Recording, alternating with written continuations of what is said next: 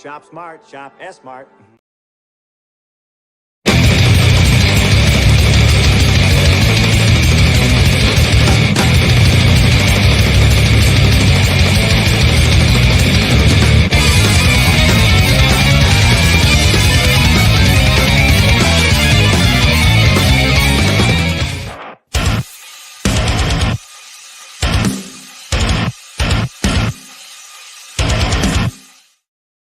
What's up, you magnificent maniacs, and welcome to another episode of the new book, Who Dis? Fully loaded with waifu fun this time. Once again, we've got Isaac Fox joining us for his new book, SuccuBUSTED, number 3. How's it going, Isaac? Goes well, man. I like the monster truck announcement of what you got there. You pay for the whole seat, but you only need the air. That's what that resonates, and that's an awesome thing, man. That was great. Sunday, kids get it. Yeah, so it's a $40 soundboard that I bought from Wish like 5 or 6 years ago, and it has literally I've used it, you know, for a long time. I use it when I do my my sing along of Doom as well, and I've gotten so much use out of this thing. It's great, and it was so cheap. I've tried to look for, like, you know, just in case it goes out, if there's a replacement out there somewhere, and the replacements are just ridiculously expensive. So I'm like, please don't die. Let me get a few more years of use out. So anything audio is going to be dramatically expensive. I have learned that from working with so many people who do that for a living. Yeah. It's just expensive. And, you know, I got lucky because, you know, I took a chance ordering it off of Wish. You know, you ordering anything off of Wish, you kind of take a chance. Yeah, I got like one like random anime figure off of there. I'm like, this is such a knockoff. I can just tell. Oh yeah, I got a Guts figure off of Wish, and it actually turned out pretty good. Didn't come. You see that? Didn't come in a box, but you know, it came in a plastic packaging. With the new Berserk announcement, that Berserk is has sold all other manga in the U.S.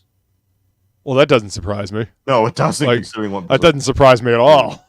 Yeah, like this guy, one panel looks like it took him 5 years to do because the detail is so extreme. Yeah, and the story's good, and everything goes in a really interesting way. It's just as long as you have the stomach for sexual violence, which Berserk is plenty of. Well, there's also all kinds of regular violence as well. You know, it's every kind of violence. It's a violent book. I mean, it's kind of the basis for Dark Souls. You know, it's where Miyazaki took a lot of his inspiration. It's not even the basis. Like every single game he makes is him going, guys, I just love Berserk. You go to Bloodborne. Can we do more stuff that's akin to Berserk? The Hunter's What if Berserk was in, like, you know, Victorian England? We'll do Bloodborne. The Hunter's Mark in Bloodborne is just the brand, and then like half the art for Artorias is like that's just guts from like the statues and stuff of guts, man. Right. Like, you know, like that's what it is. Yeah, totally. Totally. There's something they taught us when I was in writing school was that they said good artists borrow, but a great artist steals. Mm-hmm. Oh yeah. See that every idea that's really good has stolen something from somebody else. Steal like an artist. The entirety of the anime genre has stolen things to get where it is. Oh yeah. And now anime stole from us, and now we steal from anime, and eventually it's going to go the other way because everything goes in a cycle. It's cyclical. Exactly. It's just a cycle. I mean, technically, there are only 5 stories in the world. There's man versus man, man versus himself, man versus the world, man versus machine, and man versus beast. You know. Yes. Those, I mean, everything is kind of a permutation on that. Sometimes they get combined together, you know. Sometimes, you know, it's just like I said, it's a permutation on each one of those stories. They told so us there's nothing new under the sun. They told us in writing school there were no new ideas. There's just new combinations of pre-existing ideas. Don't try to reinvent the wheel. You can make a vampire story, you can make a zombie story, whatever. Just put your spin on it to make it stand out different than what's already existing. It's just that's no idea you can come up with now that hasn't been done. No matter how grotesque or horrifying or innovative you think it may be, somebody has done it to some capacity already. Especially like in the 70s and 80s. You know, that was like a boom time for creativity in storytelling and, like, you know, anime we were talking last night, movies and stuff like that, and comics. Yeah. Go look at like all the movies that came out in 1994 and look at movies that come out right now. And like, what came out this year? 2 or 3 comic movies and then a bunch of remakes or remasters of old movies. And where are they pulling all those remakes and remasters from? Way back in the day, the stuff that's already been pre-established that everybody likes. So, There is a overwhelming fatigue now coming from all across media, comics, video games, music, anime, movies. Everybody's like, guys, it's the same things rehashed over and over. Can you give us something? We're getting tired of this. We don't want to play Last of Us remastered for the 45th time. We want a new game. I didn't even finish the first time around on PlayStation 3 and didn't play the second one. So, I mean, cool looking game, but yeah, I mean, you know, I don't have time to play video games. I'm more concerned with creating stuff and making, you know, drawing and making comics and, you know, doing this YouTube thing. That's more important, I think. Yeah, well, I mean, being creative. I would rather create things and put it out into the world than spend time. I mean, there's a certain balance that needs to be had. You got to be able to do something to relax and take your mind off of things. Yeah, some time for yourself. At the same time, exactly. But you know, at the same time, I'm having fun making things. You know, I'm having fun honing my craft. So you know, at some point, I will get back to playing them, and you know, I will probably work video games into the YouTube just so I can actually work them into my schedule. It is a really wide market in that universe. Probably the most popular current form of media would be that. Oh yeah, more people play video games than ever in the history of the world before. You know. Oh, I don't know if someone sound like an old guy here, but like it was weird to me. Like the cons you and I have been to, I've talked to people that are younger, like in their 20s, and they're like, "Oh yeah, my dad, he plays this game," and I'm like, "Your dad plays video games?" Oh right, your dad's probably like my age. Crap, that's weird. Yeah, because my dad doesn't even know what a video game is. Oh, my dad and I used to play video games together. We used to play Contra back in the day. Game. The original, yeah. Up, down, left, right, BA, select, start. You know, 30 lives. Let's go. You know, and that game would still kick your butt. That was back when. Oh my god, yeah, that game was fucking brutal. We beat it once. But yeah, it was good stuff, man. But let's go ahead and say hi to the chats. We got people rolling in. Yeah, man. First and foremost, we got the lovely and gorgeous Flying Feline, my partner in crime. How you doing, beautiful? Skål. And she says, hello, Isaac. Hello. We got Hagar's Horribles. Hello. Welcome, Hagar. Good to see you. Thanks for being here. Feline's telling me don't jinx it with the with the soundboard. Yeah, no, that it's working. I'm just thankful it's right where it is, doing what it's doing. She really likes the honeycomb in the AT logo on your company logo. That was designed by Jay Quick, who does some of my technology designs, card designs. He created all the fonts that we use. He does a lot of like side things that no one ever knows he does. It's like he's like mega important, but nobody knows he's there. That's kind of how he likes to do things. He's kind of like the Wizard of Oz. He's behind the curtain, but he's the reason everything's happening. There you go. Pay no attention to the man behind the curtain. What's up, Nexion? Welcome. Thanks for being here. Appreciate you being here. Immortal Rising comic book. What's up, IR? Good to see you, man. Thank you for being here. Hey, my homeboy. Good stuff. What's up, man? Welcome. Thanks for being here. He says, I was told there would be beer and pretzels here. I don't know about beer and pretzels, but we got boobs, butts, and waifus. So it's yes. Yeah. We got ample amounts. Ample amounts. Yeah, it's bringing the TNA cheesecake today. Oh, hold up. Hold that up again. There's a naked variant, but I'm not going to show that here for obvious. Yeah, YouTube might throw a strop. So what's weird is that Twitch doesn't care unless you have like a big following. They don't seem to care at all. Because a couple of my friends who Twitch to like there's an audience like 30 people and no one ever cares. And he shows up my covers all the time. YouTube, however, has scanned me for what's behind me and said that age restricts my video. He's totally. I see more than that walking through the mall, bro. Yeah, you got to make sure that your channel is set to not for kids. And, yeah. Okay. Because for some reason YouTube is very, very touchy about that. But like my entire channel is marked not for kids, and I have a parental advisory at the top of every single stream that I do. Half of the biggest money making YouTube channels just for kids. Mm-hmm. That's a massive market, and that's probably why. That's probably why they guard it so fiercely. Because they got to make sure they keep getting them advertising dollars, and they can't have somebody fucking up, their advertising revenue for them. Yeah, if you have anything that is remotely risque or controversial, advertisers will pull out. They don't like that. We've learned a lot of that working in business and stuff like these. If you have a single risque looking thing, Hasbro could be like, we don't want to be associated with that. So you either take that down or we're out. And you're like, well, we need this money, so we're taking that down. Right. Unfortunately, you are bound by. Hasbro needs all the money they can get right now. Oh, they get in trouble recently? Well, they've lost a lot of money with the failing of the Star Wars toys and stuff like that. The Marvel figures still sell more or less, and they've started to get an upswing of the Transformers and GI Joe comics. I know there's that Skyline has been producing. Like a lot of people have been liking those, but yeah, for a while there they were losing lots of money on unsold figures. I've seen some. So I need to watch the whole videos on it, but people from like Microsoft and other companies coming out going, "What we're doing with entertainment, like this is not sustainable." We rushed into things off of COVID because we had a big influx, and now what we're doing is not sustainable. It's not going to work, and that's why we have many layoffs in all the entertainment industries now. Yep, they greenlit a bunch of stuff that was unsustainable. That is true. Pretty much. Luckily, in the indie department, we don't have that problem. Right? COVID did absolutely help a lot of us in that market because now everybody needed their geek fix. There was no conventions. There was no anything like that. So you had to hop on what you could, and Kickstarter is one of the best places to go to find things like that. That being said, the comic portion is probably not even 1% of what that website makes in money. We are not. Oh no, and same with Indiegogo. Indiegogo makes more money off of technology, startups than it does comics. I think it's from Kickstarter. I think tech, video games, and the board game guys pulling some seriously big numbers. And I think it's them that are making the most of the influx of their cash. That being said, I'm forever going to be mad I didn't think of Kickstarter because all you have to do is build the site and then put your feet up and just watch the money pour in, man. You don't have to do anything anymore.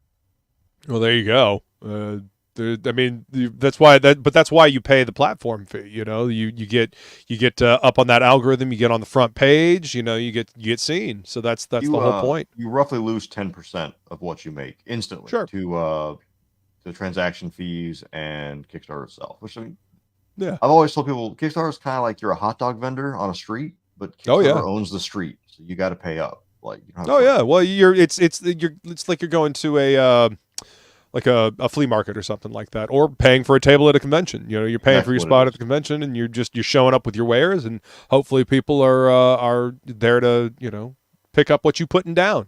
That's 1,000% what it is. Sometimes you get lucky, sometimes you don't. That's true. In our case, we got really lucky that we are, and I'll refresh this right now so that I'll fact check myself. Nope, we are still the #1 most popular comic book on Kickstarter. Right on. We went in yesterday. We messed up like, guys, we have some bad news. We're no longer the second most popular book on Kickstarter. I'm sorry. This is the #1 one now because we took over the first spot. So we're all very, very excited about that. Hit that algorithm just right. Yeah. What's up, Scotsman? I got Scotsman really says, "Did someone say waifus? I see you too are men of culture." Yes, indeed. Oh, that's my entire yes, indeed. That's become my entire business. Indeed. We have SuccuBUSTED right now, which is on Kickstarter, and then the next book we do this year is the second book we're doing this year is Foxy Vacations, which is a naughty pinup book series that has girls and guys from across our universes going. And this year, that book is themed at an adults-only cosplay convention called Astral Ticket Con, which is fictitious. It's not real. They're not building a convention. I don't want to even begin to. Just gonna head that off at the pass. Don't be asking them about it. There are conventions like that exist. They of course, in Texas for some reason. We've talked about doing good weather there. Possibly, we've talked with a guy about if we could do one in North Florida, and it's like it's really hard to get approved for like an ecchi kind of convention. I'm like, yeah, that makes sense. It has to be someplace like Miami wouldn't care, maybe Orlando, maybe Tampa, but Jacksonville, right?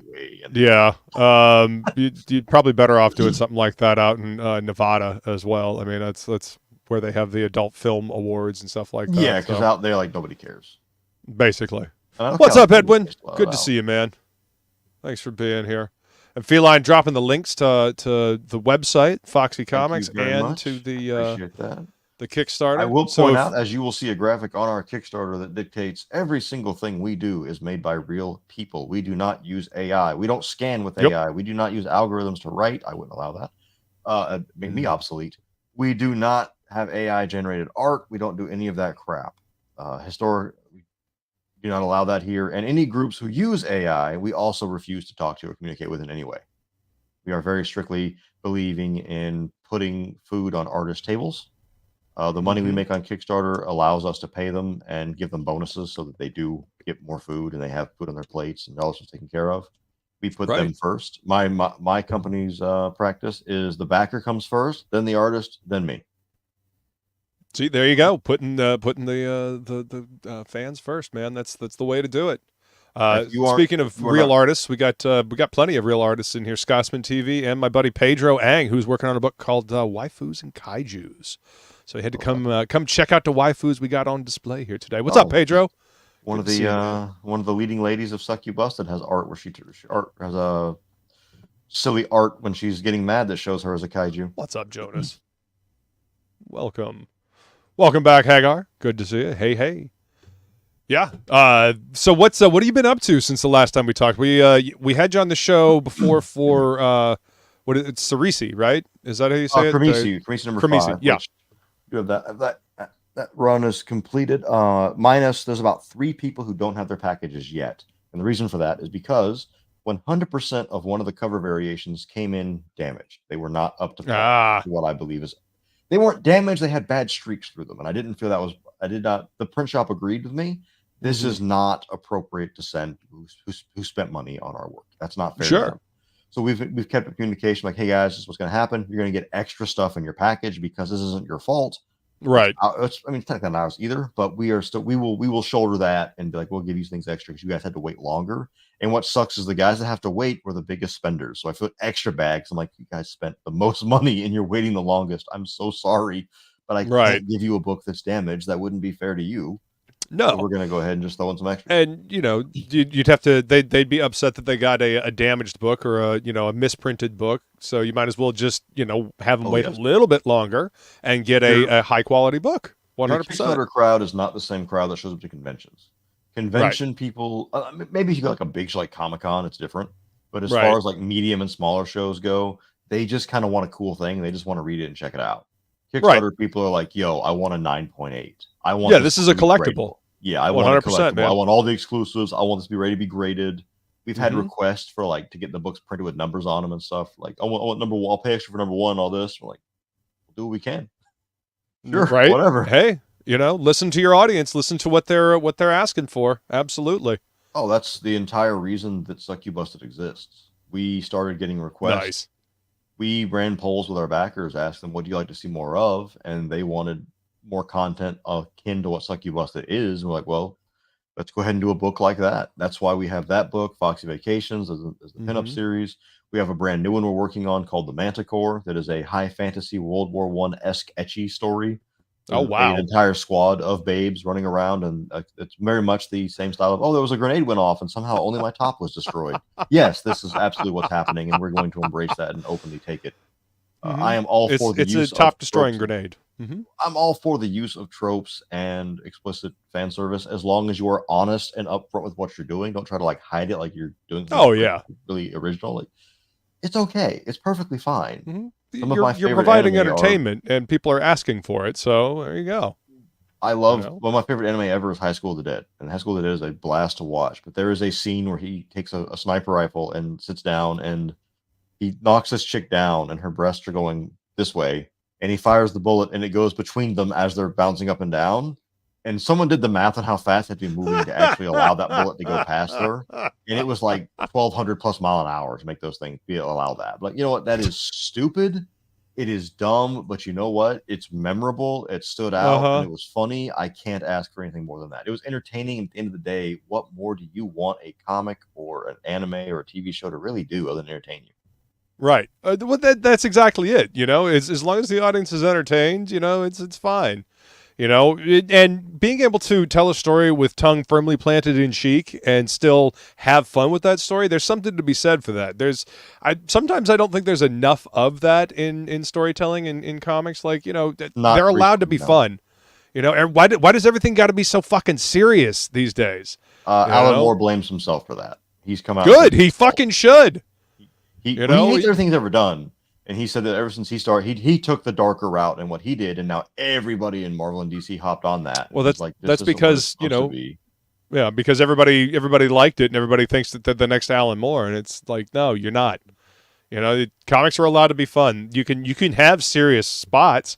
You know, there can be an up and a down. There can be, you know, levity in one spot, and then there can be serious in another spot. Like Full Metal Alchemist, you know, I think is a perfect example. Like I guess it was Brotherhood, the one that I watched with a buddy of mine. That's the you know, best one, yeah. there were spots of like really genuine humor and a lot of fun. You know, that brotherly give and take. You know, that was really good family stuff. And then, you know, it got fucking dark in some spots, like just heartbreakingly just dark, you know. But I mean, I still argue it's not my favorite anime ever, but I will argue that's the best written anime of all time. Is Brotherhood. It's really fucking good. It does everything right. It doesn't really make any major mistakes. But like you said, people have forgotten that it can just be entertaining. The most popular manga on the planet is One Piece right now. And what is Luffy's new power? It's basically Tom and Jerry abilities. It's literally it's Looney Tunes-esque abilities that he can do now. It's just where he breaks the barriers of everything. And many years ago, Dragon Ball Z had might have been for GT, had a ad spot where this little like robot girl shows up and fights Goku and Vegeta and stomps them. And they're like, "Why are we doing this?" Like, "Oh, because she's a gag character, she's a comedy gag character." When the Versus game that was all the Warner Brothers characters, that was a Smash kind of knockoff. Oh kind yeah, of thing yeah. was on there. I had friends that argue like, "Who's Superman's strongest character?" I'm like, "No, Bugs Bunny is the strongest character in that game, canonically, because he can do Bugs anything. Bunny. Because he's a gag character. He has infinite power. Superman could punch him only for Bugs Bunny to shatter, and it'd be a big thing at Kryptonite. Bugs Bunny walking from off screen with a carrot, going, "What happened?" Yeah, because he has infinite. Hey, what's up, Doc? Yeah, he's essentially a god. It's just the way it works. You know, cartoons, man. If cartoons were in real life and had the same power set, they'd be unstoppable. So yeah, that's my point. Like Bugs Bunny is essentially a demigod. You can't stop him. He can do whatever he wants as it needs to in that situation. Yeah, he can teleport. He could just become ketchup. He can He can become a lady. He can do anything he wants in a heartbeat and then turn around. That's the nature. Such is the nature of cartoons and animation. You know, unquantifiable in our real world, but that's why we love them. They're fun. You know. Well, exactly. Speaking of, go ahead. Well, you said tongue in cheek before. I was like, well, you're gonna get a lot of tongue in cheek in SuccuBUSTED. It's just a different kind of meaning of cheek.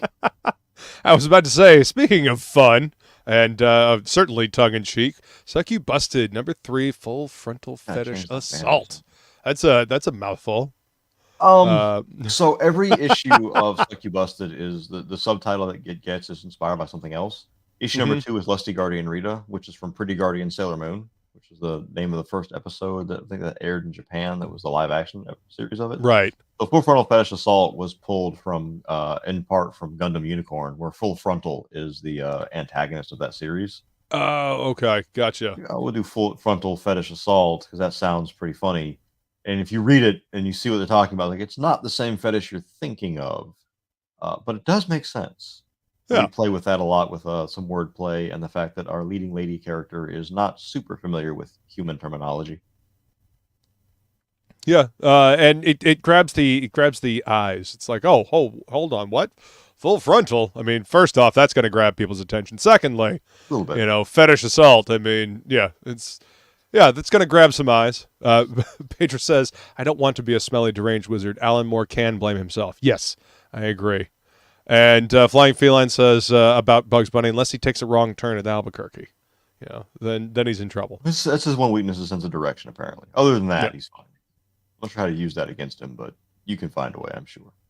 The power of unlimited props, Lord Bugs Bunny. Yep. Take it easy, good stuff. Have a good one, man. Thanks for being here. All right, so let's go ahead and take a look at the trailer here. Suck your what?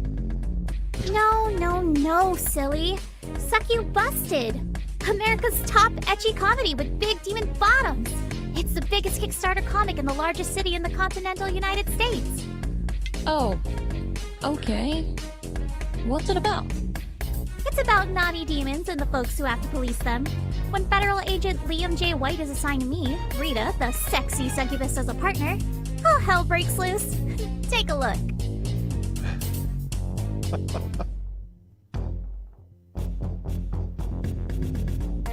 How does this guy get anything done with a horny succubus following him around? gonna make everything and everyone pretty hard. But that's just part of the naughty adventure. We've uncovered a secret plot by some really naughty demons who plan to take over Jacksonville. It'll take more than explicit nudity and wanton sexual lust to solve this case. SuccuBUSTED, issue number 3. Full Frontal Fetish Assault!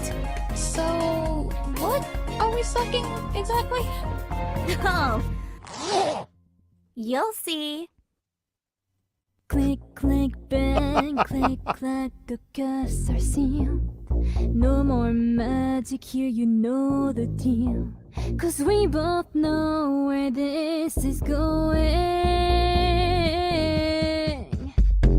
Brand new badge, brand new expensive toys. Just for you to know the girls and boys. It's time to get these pulses pumping. I know you got your eyes on. I told you there would be plenty of TNA cake here today, and I wasn't joking. A lot So, of censor bars went into this. And I do mean a lot of censor bars were used in this entire thing. yeah, I can see. Have You our got entire you got gallery quite a few covered. covers here. Yeah, that's all the variants we have currently available. More may or may not show up. I can't say. We have things that are scheduled out. And Nice. I kind of feel bad. Like, what's going to come out next? I'm like, I don't know, because I actually don't. I create a document that tells me what to do, and I just follow it, and I don't remember anything on it.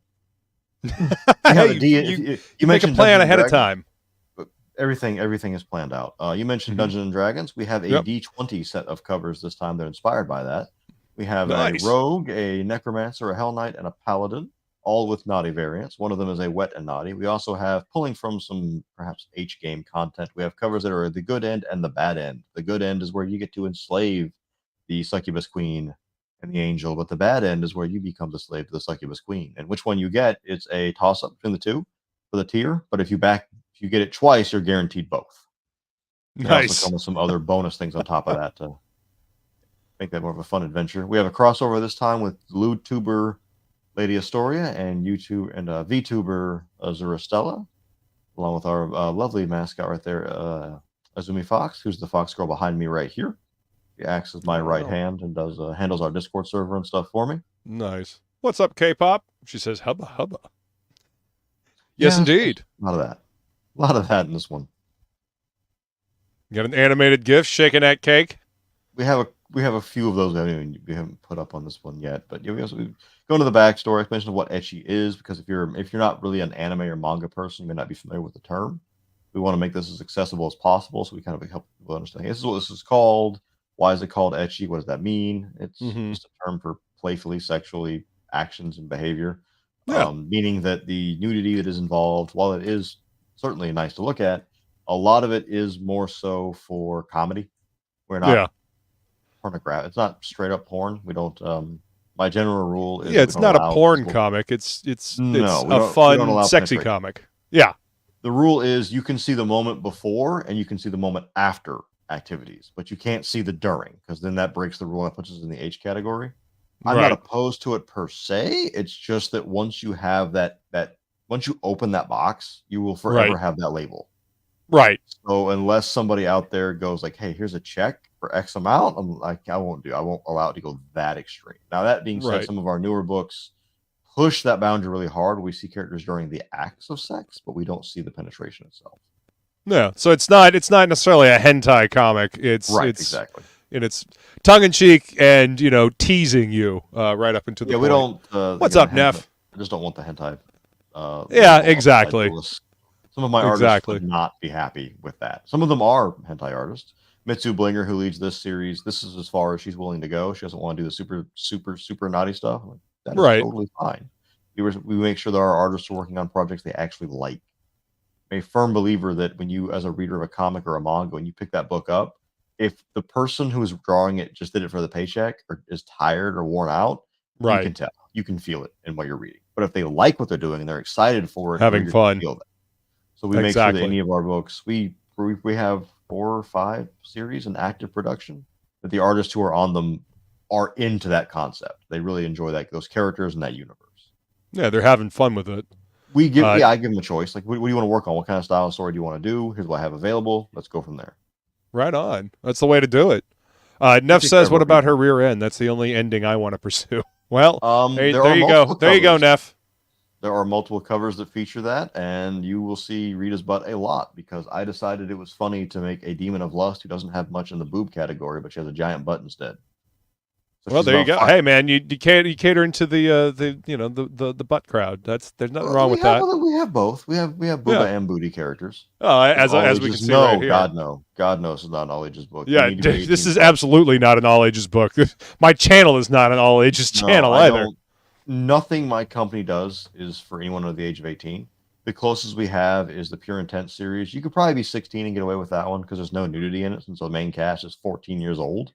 But it definitely goes into berserk levels of violence and a lot of insinuation of severe child abuse. But yeah, there's no sexuality in that one, because they're 14 years old, man. Come on, we don't do that here. Nope. Neff says, I'm so sick of all ages books. Somebody make a decent MA book, for fuck's sake. Well, here you go, man. Here you go. This is an MA book for sure. Not only that, but I will censor this with my finger here. We have you'll see it when you get to the add-on series. We also have our LIIIIVVVVEEE series right here is called Mistress Suzumi's my filter is messing with it, but Mistress Suzumi's Adult Lessons. This entire book it's a book about things adults should know how to do, so you will get entertained and you will get to learn something. Yeah, you showed one of those books last time. They were like changing the oil in a car or something like that. Oh yeah, that's issue number 2, which I don't know how I can do this though. Hold on. There we go. Issue number 2 came out recently. It's available on this campaign as well.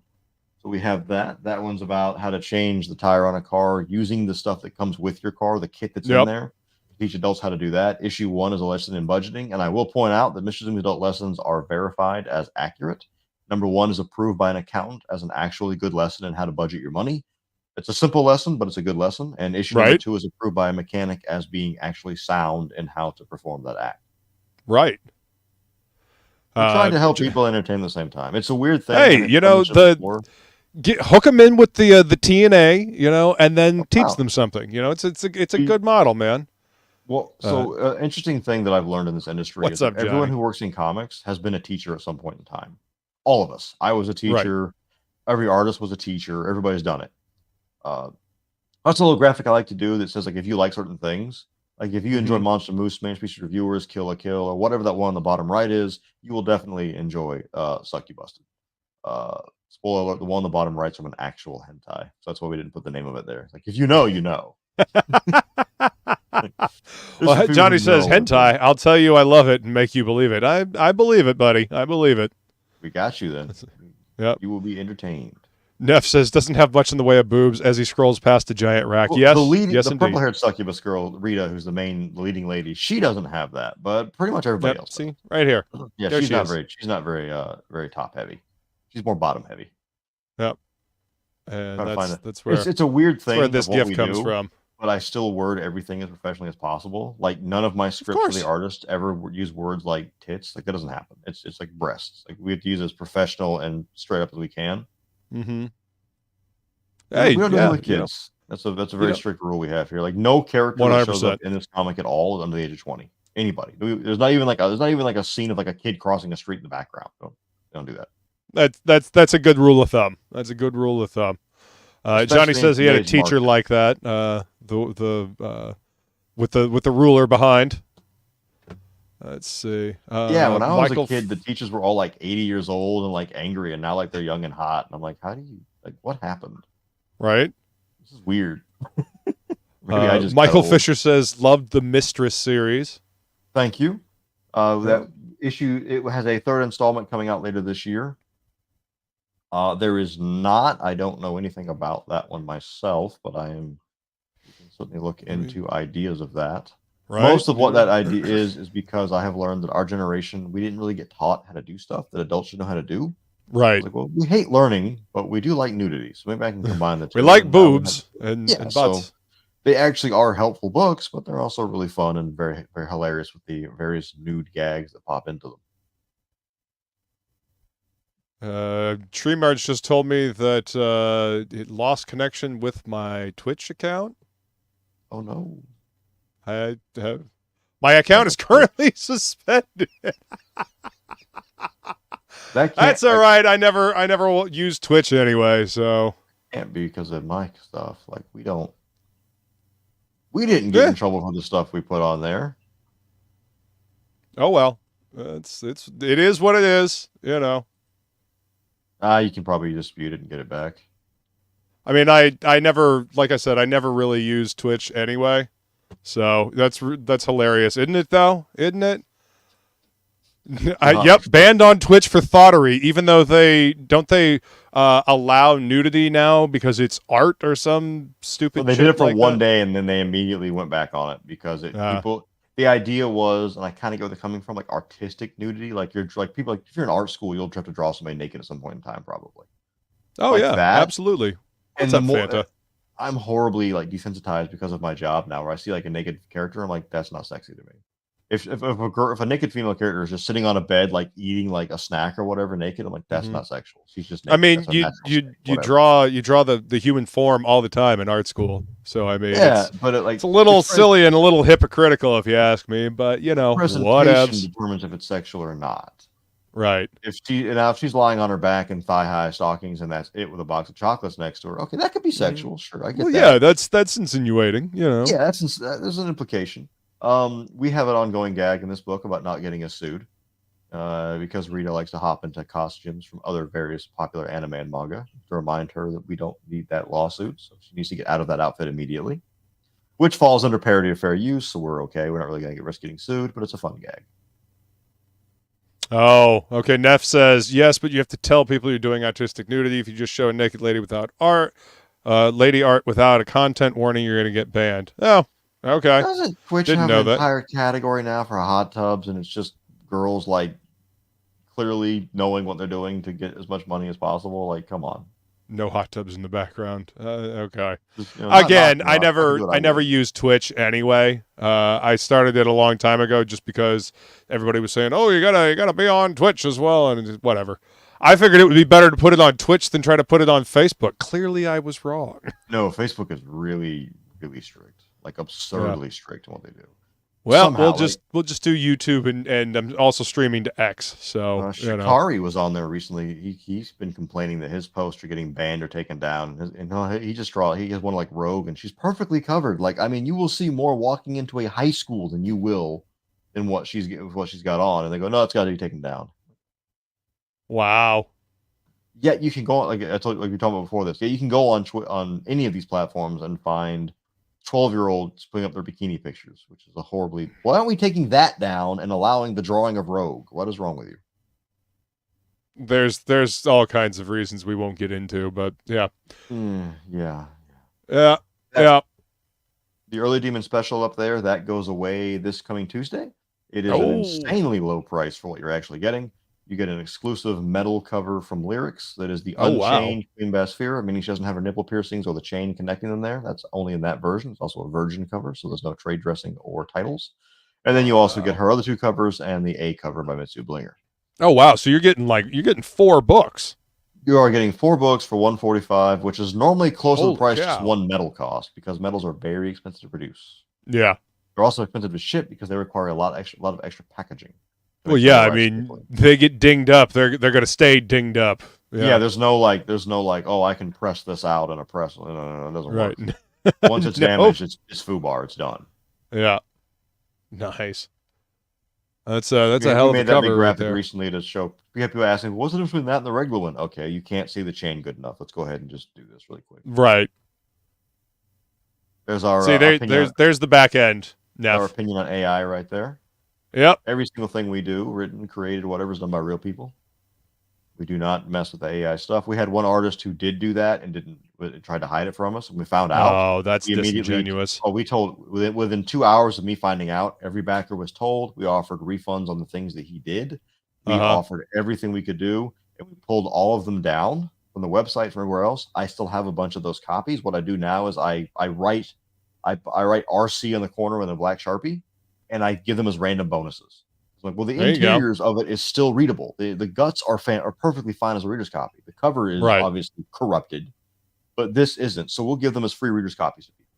There So you if go. you've seen me at conventions when I said somebody, I'll give them a book with a purchase. That's what it is. It's one of these covers. It's that we wouldn't feel right charging money for, but the story's still good, so we'll give you that. There you go. Anything with people the dice right there is from the D20 set. There is a tier that's just the nice versions and the naughty versions of that of the D20 covers. Right. People are loving the LIIIIVVVEEE covers. Lyrics is extremely popular. She and Mr. Eric Chen, who did the one right there with the Kimiko right there, are part of Art Germ's personal team. Mr. Stanley Lau. Okay. I don't think I need to explain who Art Germ is. Oh yeah, he's a very nice I know. gentleman. I work with a couple of his team members. They're fantastic people. Lyrics is lovely. She's very kind. Eric is a nice guy. He's recently had Japan after they had that was like some kind of natural disaster recently, so he's been kind of out of contact for a bit, but he's okay, thankfully. Well, that's good. Yeah, Art Germ was just at MegaCon, as a matter of fact. I was down at MegaCon a little bit ago. And, he walks out with about 6 figures of money when he goes to any big convention in the U.S. Yeah, I don't doubt it. I mean, he does great work. It's beautiful stuff. He's been among the number 1 through 3 comic cover artists for a long time, even though he's pulled back a lot from that to kind of just do his own thing. Right. He also runs an art school. And okay, cool. It's got like him. Anybody in his crew is like a teacher there. Like Kunka is one of them. Right. His school though is about $30,000 per like 6-month semester. So damn. Good luck. And it's only in, I think it's in Singapore. So shit, good luck. Man. But I mean, hey, training the next generation. Why not? He's good at what he does. Yeah. And we believe in it. If you go real quick, I just want to say one thing here. Because we believe in variety. Mitsu Blinger's mascot there is Benny, her personal mascot. All of our artists and all of us have mascots, like Azumi's mine. Oh, okay. Benny is a chubby bunny girl. So we have a little bit of variety for everybody, no matter what you like. If you like small girls, we got that. Chubby girls, we got that. You like girls that are just big bazongas, we got that. Whatever. We can find whatever it is make you happy. We can work on that. Got TNA for everybody. Exactly. All the flavors. And I can tell you that the term I've coined from the Foxy Vacation series is we believe in equal opportunity fan service. Absolutely. What's up, Miss Good Stuff? Good to see you. Thanks for being here. Michael says Art Germ is so good. Yeah, he is indeed. He's next level. Wicked talented. He has a very interesting blend of Eastern and Western styles. So he's very much so. And lyrics is a lot of influence from him very clearly. But I think she goes a little more into Eastern style than he does, which fits exactly what we do, so it's perfect. That being said, it's hard to get her now because she's got so many Marvel and big boy contracts now that she's just busy as all get out. Well, that's what happens, you know. The big companies always like swoop in and like try to scoop up the. Normally, there are some professional artists I know who refuse to take Marvel contracts now because they're not happy with how Marvel's paying and treating you. It used to be, from what I'm told, it used to be DC treated you better, Marvel paid better. And now I'm told that treatment across the board is poor and payment is also poor. Which I'm sorry. That's what I've heard as well. I mean, listen, I would much rather own something that I'm working on, you know, or help somebody else, you know, start their dream. Like I'm an artist on Mercenary Guild for like I was telling you backstage, the book that I'm doing for Shattermare. I'm helping this dude who's got online RPG characters that he created like 30 years ago that he's turning into a comic book. I'm helping him realize his dream, and I'm getting to draw a comic book, and I'm getting paid to do it. You know, I would rather do that currently than work for one of these big conglomerate corporations that doesn't give a shit about, you know, their artists and doesn't pay for shit. It's a terrible experience. There's a reason that our generation is like really sick of everything. Thank you, Feline. Yeah, we don't get treated very well. But kicked around. And if you don't like it, do it yourself. So I did. I went and said, all right, well, you know what? Screw you guys. I'll make my own company with blackjack and hookers. And I did. Exactly. With blackjack and hookers. Exactly. Johnny says, once the mainstream is okay with hot women again, they can call me. Exactly, buddy. Exactly. That's why you come here to guys like us, where we produce a lot of that kind of stuff. Yeah. Thank you. Knox is great. We are a huge fan of him. You're going to see more of him going on. He's doing coloring jobs for us now. He does covers. That Roddy right there, she is our newest succubus to the roster. She is an Indian succubus. So she's a little more variety amongst our characters. You'll see her in Cool. this book, but you're not going to see her in the way you think. Her introductory gag is one of my favorites. I'm not going to Nice. So you That's get the unlock. story along with the T and A and the Oh, yeah, cheesecake. absolutely. You get a Absolutely. story along with it. We don't believe in just senseless fan service. It has to be. I like fan service, and I like Mhm. over the top violence as well. You don't see that kind of violence like you busted, but you do in Cremisi. My point Right. being that there has to be a legitimate reason for it to happen, and if you make it be organic, it flows and it feels better for everybody involved.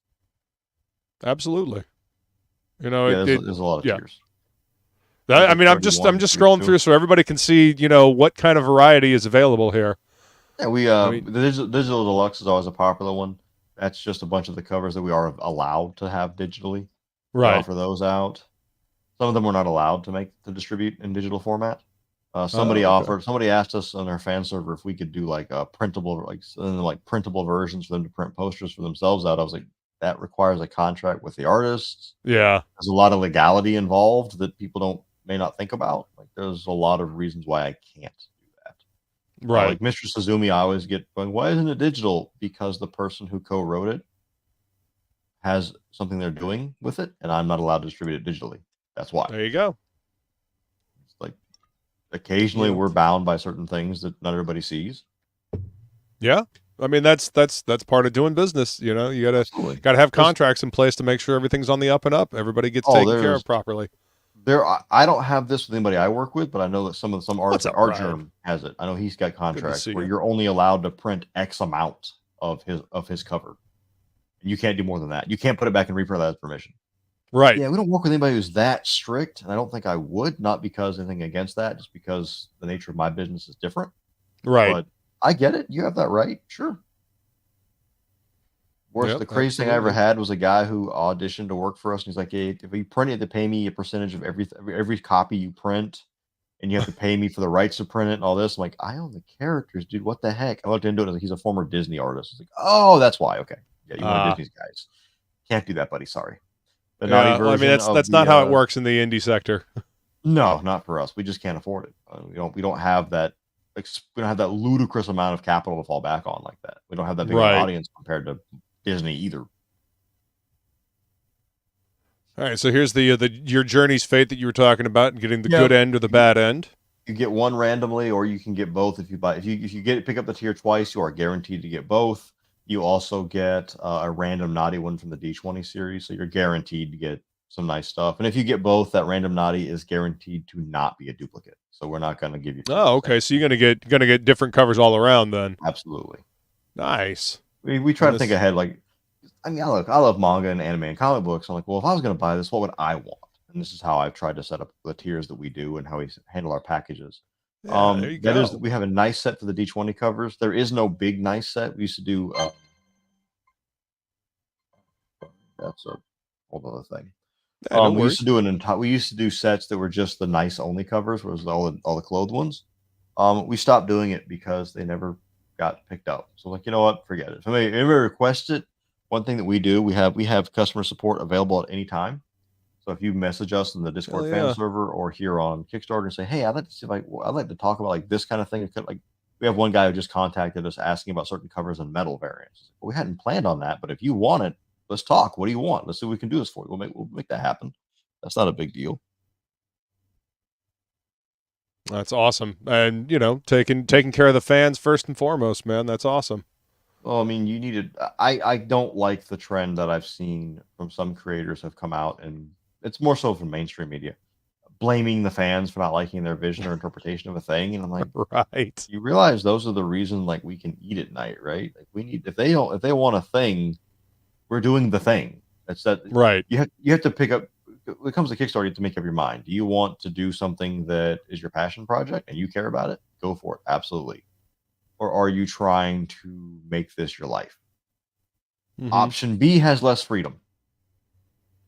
Option A is unlimited freedom, but option B is a lot less freedom. Well, you see, I believe that there's a balance that can be found, It can be, for sure. Yeah, you can find a balance to it. You don't have to listen to every little thing, but at the same time, if there's a bunch of your audience saying, hey, we want this, or we enjoyed this thing, or we really don't like this direction, at least take it into consideration and hear what your audience is telling you, because your audience, like you said, are the ones that are buying it. They're the ones that are picking this stuff up. If you don't have an audience, then you can't sell it. There are some things you get that are kind of silly sometimes. Yeah, of course. You allow in a comic book or manga or anime some level of contrivance for the purpose of pushing story along. The best example I will ever give is, well, why did Goku give Cell a Senzu bean when he went to fight Gohan? Because if he didn't, Gohan would have stomped him in 10 seconds and there would be no more story. You have to keep it going, so you find ways to allow things to happen. Why didn't Goku just finish off Frieza instead of giving him a chance? Because we needed the fight to continue. Well, and also it plays into Goku's character. Goku is always looking for, that good fight. He's looking to test himself at all times, and he's honorable to a fault. He also is canonically brain damaged. Well, yes, also that. That that is also true. You never saw Dragon Ball. No, Goku is canonically brain damaged. That's his entire story. He's literally brain damaged. That's why he is the way he is. And apparently Senzu beans do not fix that, and neither does death. Nope. I mean, that's just his character now. He's brain damaged and, again, honorable to a fault, as it were. Somebody asked custom digital cover, where a character leaves a door unlocked and the hero escapes because of that. Like, why would that happen? I'm like, because if it didn't happen, there wouldn't be a story. Somebody has to goof up somewhere. Like, right? You allow a level of the contrivance in order to allow a story to continue. Look at any Batman's, maybe not as much as Batman, but Superman especially will do things that, like, well, if he didn't do this, there wouldn't be a story. Yeah, I mean, there are certain things, and when you're writing a story, you have to take that into consideration, and if you can find a way around doing the contrivance, do that. Have it make as much sense as possible. But yeah, no, I see what you mean. Are you going to tell me that the Joker, after killing hundreds of people, would not have been accidentally shot by a cop or something? No, it would have happened. But if we had that happen, then Batman doesn't get to fight the Joker again. So we just allow it to continue. It's fine. Exactly. It's a fantasy universe. Let it happen. Who cares? This is why the Punisher, doesn't have a long lasting rogues gallery. Not normally. No. Yeah. I think Jigsaw is probably one of the longest lasting members of his rogues gallery, but that's only because he's managed to skirt out of the situations, and not get shot. Depending on the run, there may be some really big name Marvel villains that show up for him to fight, but he's probably still not going to remove them from the equation entirely. No. Unless that's the entire purpose of that run. That's just Punisher kills the Marvel Universe or whatever. Okay, then that might be it. Okay. It's great series. One of Garth Ennis's first things he ever did for Marvel. Well, if I remember correctly. That comics operate on multiverse theory. So there's a universe where everything you can think of has happened. That's how they're able to tell the stories over and over again. Yep. So tell me here. Yeah. Go ahead. The custom digital cover. That's a pretty cool tier. Yes, and it's really reasonably priced, honestly. For what? No kidding. So we do a thing. Sometimes we let people pick a cover to draw. The reason that one is digital is literally time. So if somebody wants a physical one made, what we used to do tiers. We have done them historically. We probably will do something similar to it again this time, but not yet. Where we let people commission us for a cover. It's usually be them on the cover with characters of their choice. Right. And the rule is always the characters can be lewd. You cannot be. We don't draw real people. We had a guy ask who paid for one time ask, can my wife be on the cover with me? I said, yeah, man, but please don't send me a naked picture of your wife to draw on this cover with that, because I wouldn't feel cool with that's that. really fucking awkward. He's like, no, me and her are clothed. I'm like, cool, you guys can be clothed. The lady, the character from our comic can have their breasts out, but I'm not drawing real. We don't do real people. There's legality involved and other things there. So I mean, that also keeps it from being really awkward. Yeah. But the reason this one is it's time. So if someone wants a physical one done, we have to have the artist sketch it. We have to make sure we have to wait for the money to clear. We have to get the artist to sketch it. We have to get their approval. They have to finish it, and then we send everything to print.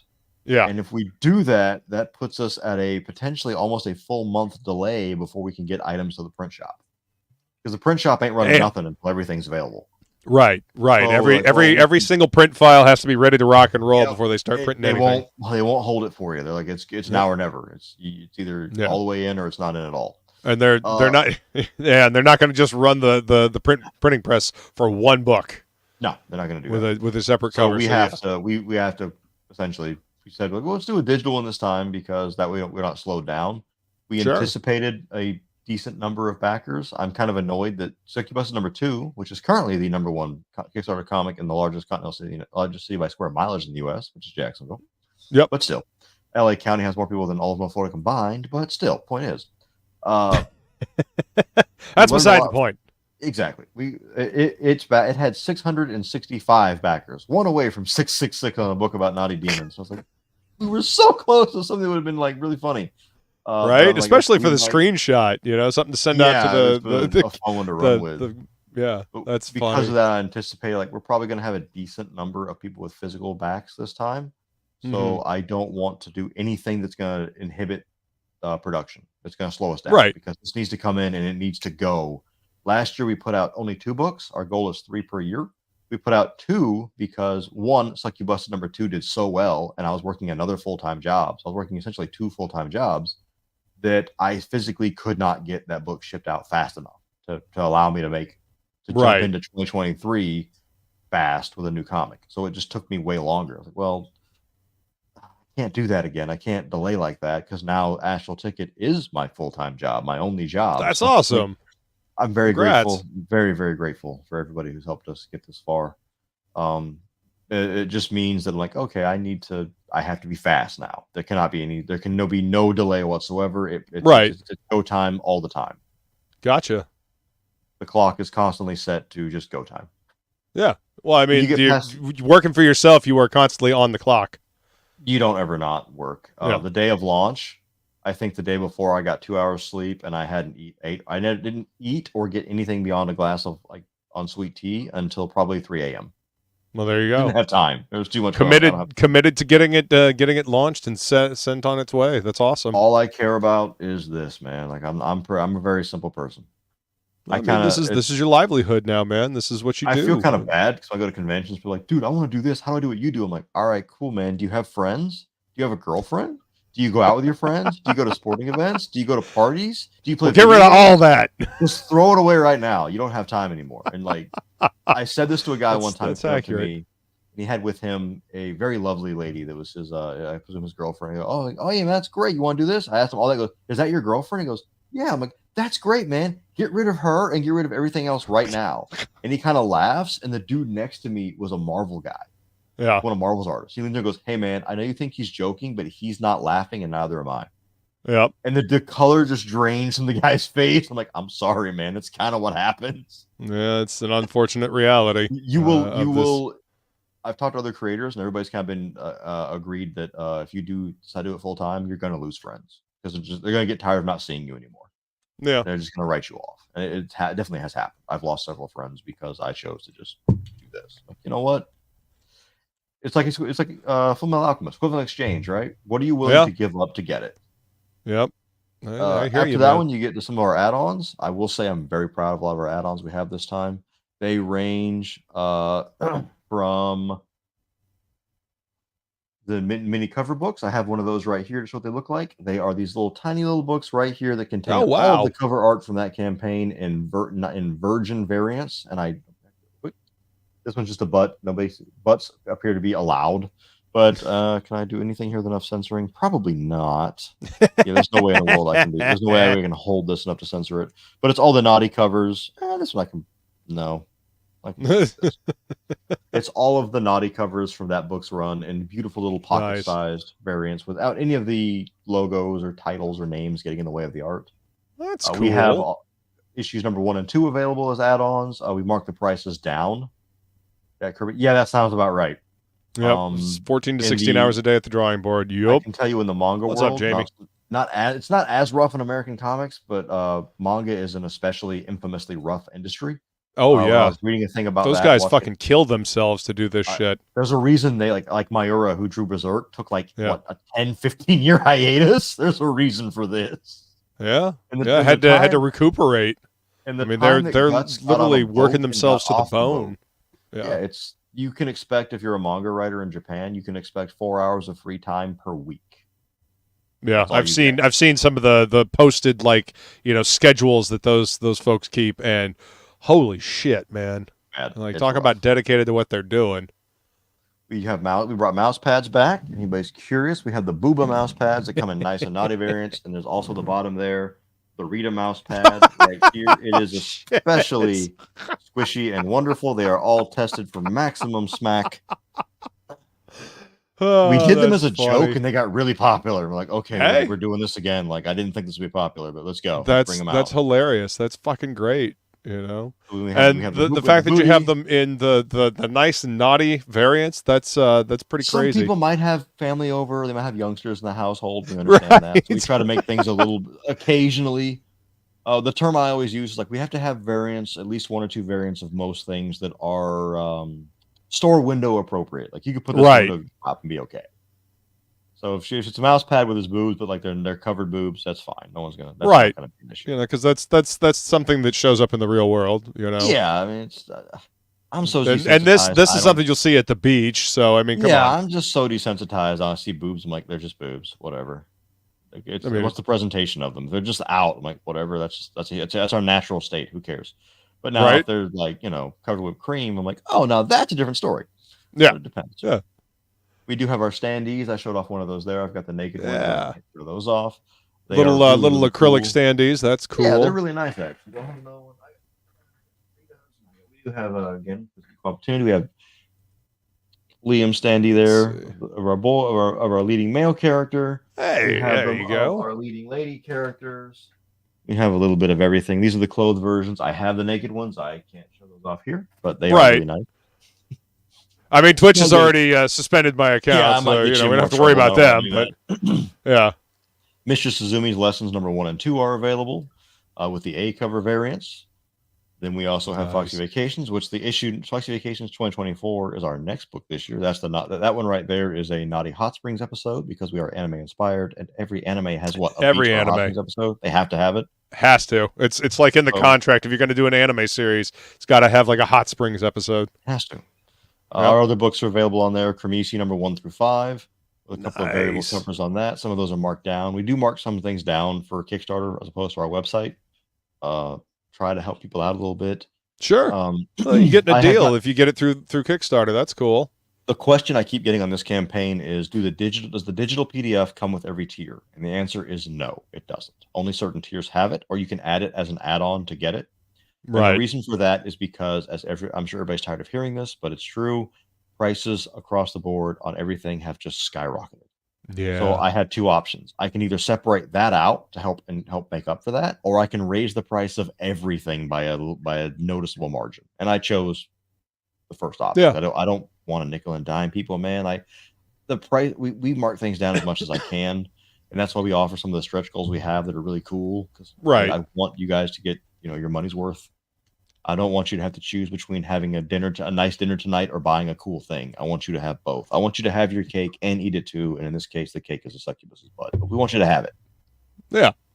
That's again thinking about the other customer first. Thinking about the fans. You should.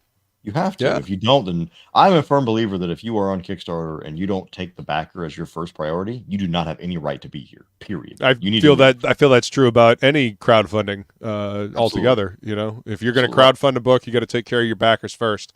Pure and simple. Always be number 1. 4 stretch goals are already unlocked. It's only day number. That's cool. Even day number 3. We've already got 4 unlocked already. Right on. This campaign's rocking and rolling for you, man. And we're just about to the next mobile wallpaper one. We do mix them up with digital and physical. That way, people who just like digital stuff can have just some digital goodies as well. I felt kind of bad as we did campaigns early on where all stretch goals were physical. I was like, what if you just bought a digital though? Like you deserve something extra for supporting us. How can I work that in? That's awesome, man. Yeah. Our big one this time. I don't know if I have the old. I do have the old one.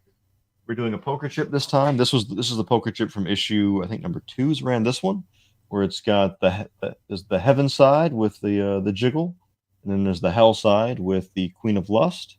The new one is the new one we referred to as a heads or tails poker chip, and when that gets unlocked, it's presuming praying we do get to that.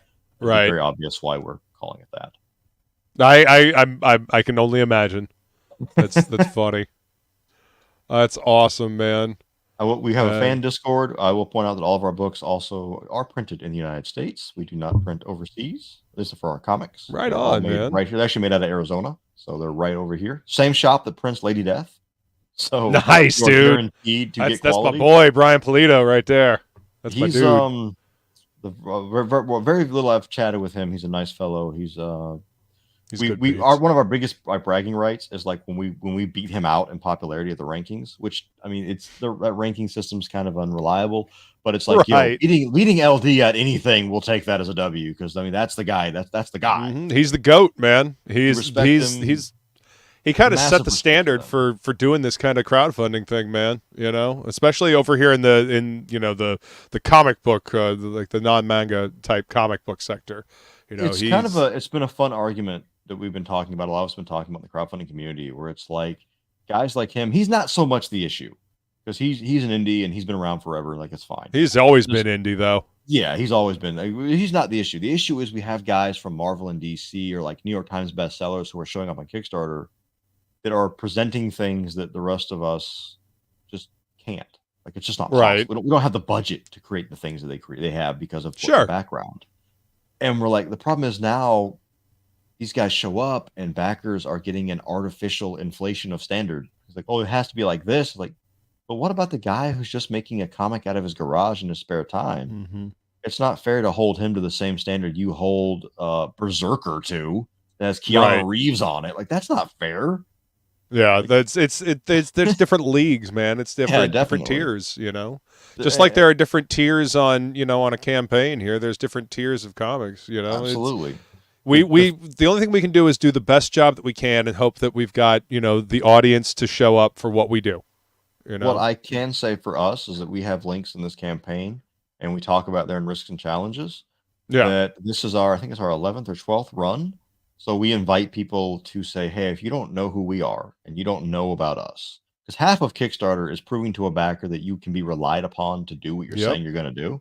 Considering it's like a good 30+% of them never deliver anything. They just take the money and run. Yeah. That happens on Indiegogo too. I'm aware of people who have been reported as scammers to their governments for what they've done. One of my, I won't say what project he was on, but one of my editors / our musician, he made music for a video game and the girl made like 110K or some crap. And she looked at it and goes, I said I don't want to do this anymore. And she took the money and left. So Kickstarter went to, and Kickstarter went to the British government and told her this person is a scam artist. And they registered, they pressed her to list her as a scammer. As like as a governmentally known scammer. Like, yeah, that's that you can't do it. I just don't want to do this anymore. Take the money. You could you can't do that to people. No.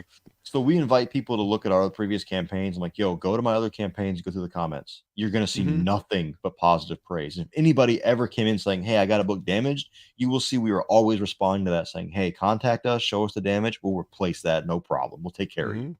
Even if we have to order the book again to replace it, we'll take care of you. We've made our promises and we're going to keep it. Because I want you coming back. Word of mouth, man. Word of mouth is still the best kind of advertisement, you know? It is, especially for if you're not. It's like we both do a lot of conventions. When you see people at tables and like artists out that have drawings of Spider-Man and stuff, that's great. I love those guys. They're great.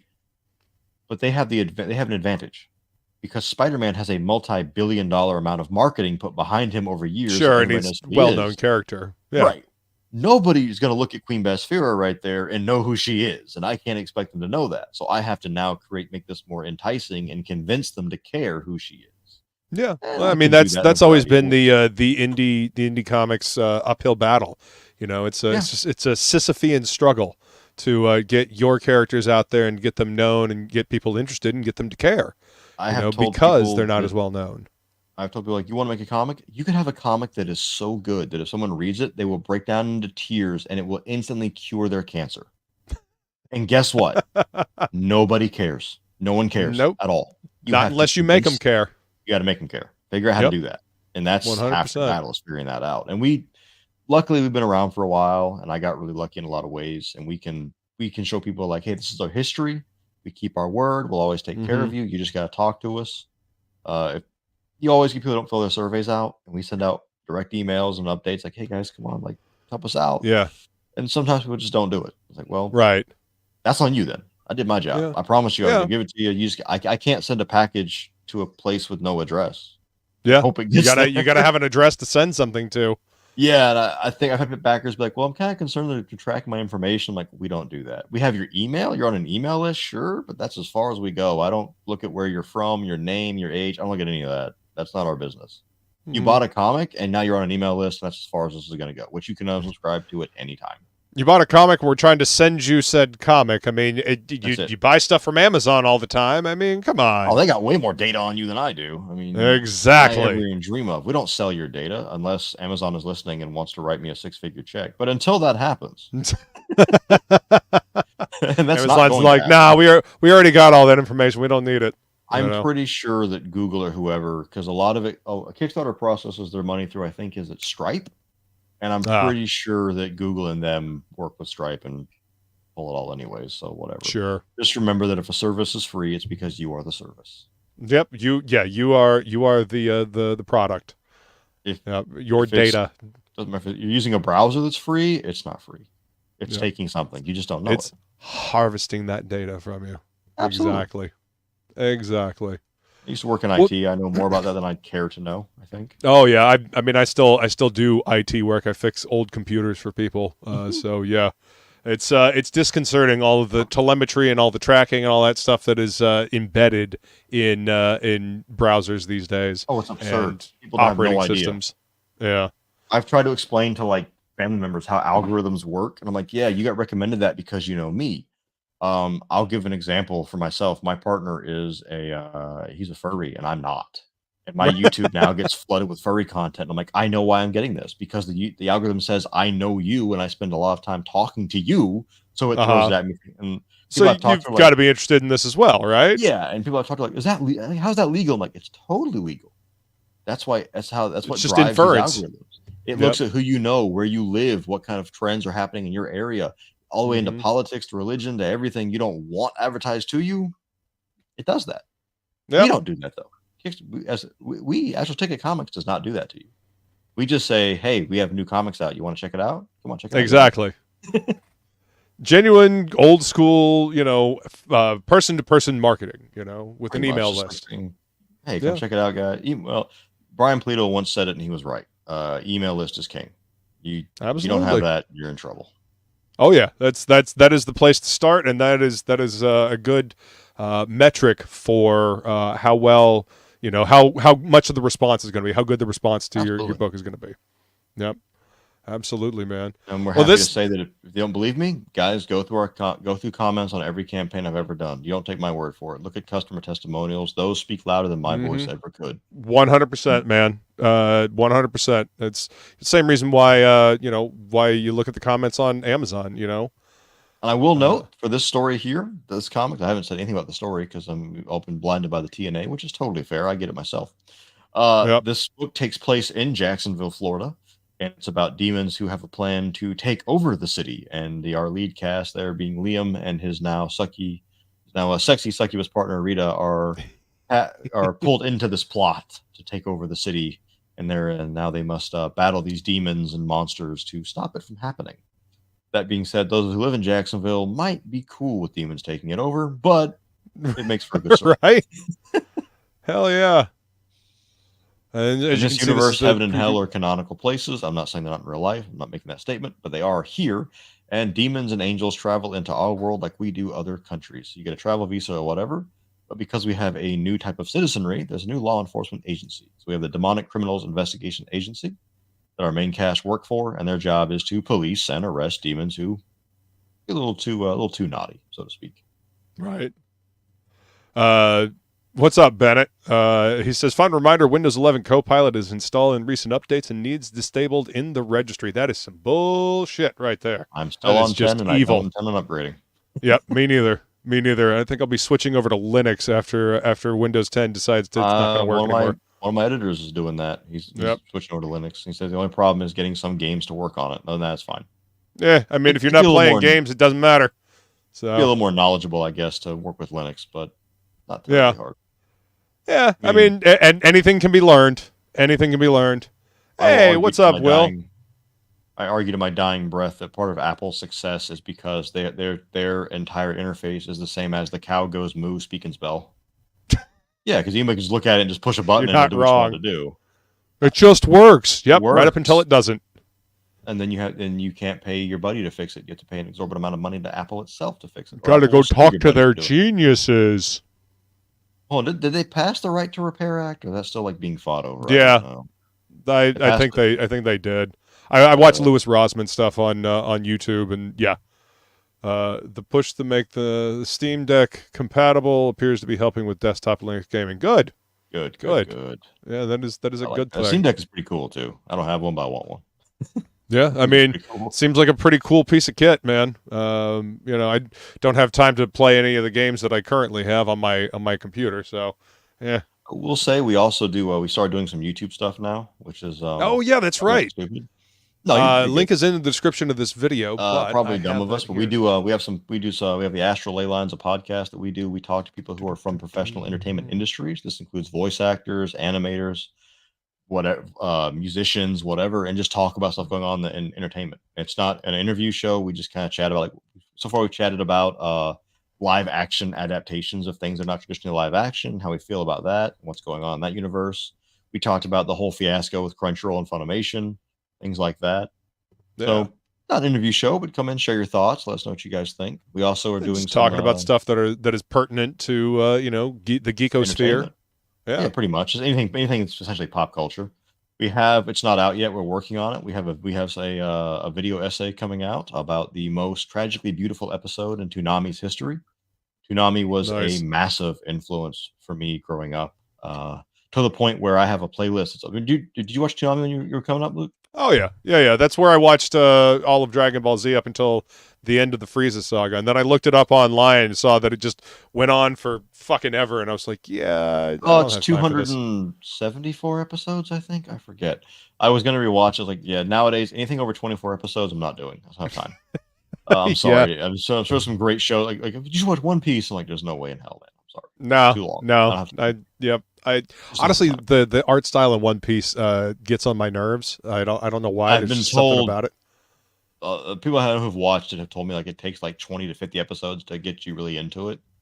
And I'm like, no. That's because by that time you're desensitized to it. Yeah, I don't know.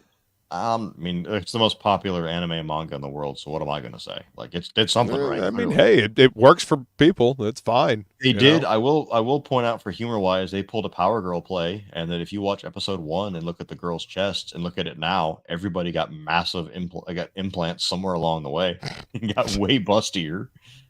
Like, yeah, they figured out that would help. Boobs sell. They catch the eyes, as it were. You look at Fairy Tale, where some of the fights are literally like PowerPoint slideshow presentations, but then like the girl's boobs will bounce, and it has the animation budget of an entire Disney film. Like, yeah, okay, you guys, you figured out. Hey man, jiggle effects are important. Gotta have those realistic jiggle effects. You will see the jiggle sound effect pop up often in SuccuBUSTED with various characters. That's not right. as much with Rita because she's not very busty, but other things can jiggle. Well, I mean, you get that TNA and then that cake.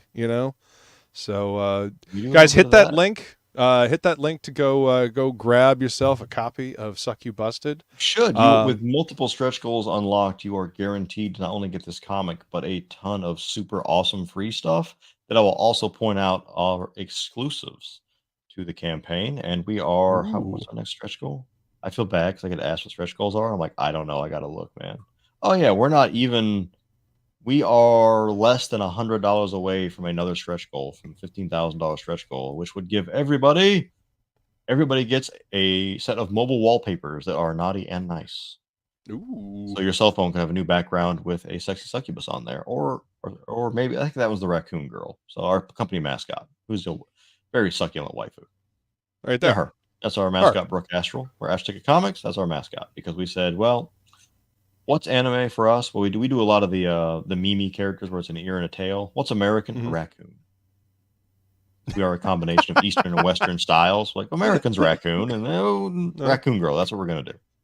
Hey, it's iconic and recognizable, and it's different. We say that, but every artist I have ever handed Brooke to draw initially draws her as a tanuki, because most of our artists are not in the U.S. and they're like, "What is it like? That's not a raccoon. It's the raccoon dog. That's different than the raccoon. Let me show you." No, What is this thing? raccoon. I'm like, yeah, that's a raccoon. They're literally That's an everywhere. rocket. You know, Yeah. just do a sexy rocket girl. Yeah. Raccoons are literally like I see raccoons almost every day. They're everywhere here. Oh yeah, they're everywhere here. Yeah, that's true. If you live in North America, you've probably encountered many raccoons. It Yeah. amazes me. Living in Florida, it amazes me that some people like, and I'm sure people who live in other parts of the world have this too. People pay exorbitant amounts of money to come and do things that you're like, why would you? That's just normal. Like people come down here and pay for like airboat rides to see alligators. I'm like, dude, I can see 10 alligators in 5 minutes if I want to. Like they're everywhere. One of my artists, she lives in Greenland. She's like, when she wants to visit, she's like, I really want to see a raccoon. I want to see a raccoon. I'm like, cool. That'll take like all of one night. Yeah. Just They're just everywhere. hang outside of your hotel room and throw some French fries out the back door there. You'll see them in no time. Just go anywhere where there's woods and you'll see raccoons in no time. We have plenty of them here. Absolutely. And they're adorable, but don't pet them, please. They're very prone to Oh yeah, rabies. no. Heads up, They can be kind of mean. They're super mean. The smaller the animal, the more aggressive it is. Well, it's because everything's bigger than it. That's why Chihuahuas are like the biggest assholes in the world. 50% shake, 50% growl. Yeah, just leave the trash can lid open. That'll attract them. Yeah, That is for you'll sure. Find them. That's why they call trash pandas. That was the whole joke with that cover, was her sitting on a trash can saying your waifu because your waifu is trash. In the old adage for anime, but no, who's your waifu? Your waifu's trash. Doesn't matter. Oh, that's hilarious. I see that down here at the bottom. Your waifu. That is fucking hilarious, man. We're doing a whole new series of waifu themed things that are coming down the pipe. And that's the first step in that direction. We're always doing like thematic stuff as a big thing we want to do. Like we create collections of things.